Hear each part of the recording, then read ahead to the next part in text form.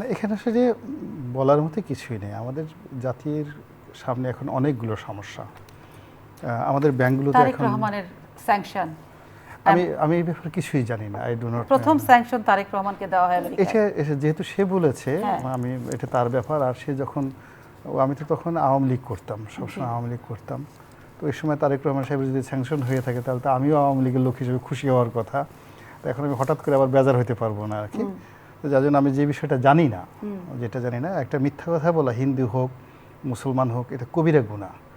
আর না জেনে কোনো একটা কথা বলা আরও গুনাহ, আরও গুনাহ। তা যেহেতু আমি জানি না তারেক রহমান সাহেব আসলে স্যাংশন খেয়েছেন কি খায়নি, এই কথা আমি কেন গুনার ভাগিদার হতে চেষ্টাও যাব? করেননি জানার। এটা মানে আমার যে তার যতটুকু আছে, আমার কারেন্টের যে মানে আছে, বিদ্যুতের যে পাওয়ার আছে, ভোল্ট আছে, সেই বাতিতে হয়তো দেখা গেল ছোট একটা মোমবাতি জ্বালানো সম্ভব। আর দিদির যে ক্ষমতা, সেই ক্ষমতা দেখে হ্যাজাক লাইট জ্বলে। তো সেই দিদির হ্যাজাক লাইট দিয়ে সে ইজিলি হোয়াইট হাউসে ঢুকে সেখানে সমস্ত গোপন নথি দেখে তারেক রহমানের সম্পর্কে কি কি লেখা হয়েছে, বা সে আমেরিকান দূতাবাসের রাষ্ট্রদূত কি কি বলেছে, সে রাষ্ট্রদূতদের সে বলতে পারে, বিকজ তার টিপাই টিপাই ক্ষমতা। কথা বলেন না, ইন্টারনেটে সার্চ দেন। আচ্ছা, ইন্টারনেট আচ্ছা, সার্চ দেন 2004 সালে তারেক রহমানের কি চিঠি আর লিখেছিল। আমি টিপাই টিপাই কথা বলেন না, পুঁটি মাছ ধরার মতো। আমি পুঁটি মাছ কিরকম করে ধরে? টিপ দেয় আর আর আমি ছাড়ে। এখন আমার অবস্থা দিদির তুলনায় এরকম যে আমি আমেরিকান দূতাবাসের সামনে দিয়ে হাঁটতে আমার ভয় লাগে। আমি যাই না ধারে কাছে। ফলে এগুলো সব রাজা বাদশাদের ব্যাপার। এইগুলো আমি জানি না, যেটা জানি না সেটা আমি বলতে পারবো না। আমার কাছে এখন বাস্তবতা হলো আমি ছোটোখাটো একটা ব্যবসা বাণিজ্য করি। জি। সে আগের মতো আমার ব্যবসা ভালো চলছে না। হ্যাঁ।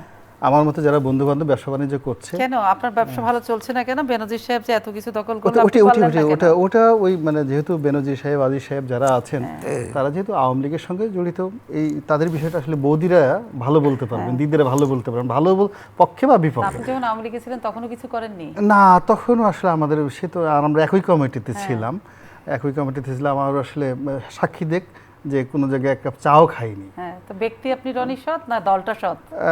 একটা ব্যক্তির তাও আমি এখন বলতে যাব না। আমি যে সময়টাতে ছিলাম, আমি আসলে যোগাযোগ মন্ত্রণালয়ে, একেবারে বৃহত্তর যোগাযোগ মন্ত্রণালয়ে, যে আমি আর বৌদি একই কমিটিতে ছিলাম। তো বৌদি সাক্ষী দেখ যে না রনি ভাই, আপনি ওই দিন অমুকের এক কাপ চা খেয়েছেন। 5 বছর আমরা একসাথে ছিলাম, বলতে পারবে না, কেউ বলতে পারবে না। তো সুযোগ আমাদের হয়নি। আসলে হারাম খাওয়ার জন্য একটা বড় জিহ্বা দরকার হয়, একটা নফস দরকার হয়। সেই নফস এবং জিহ্বা সবার থাকে না।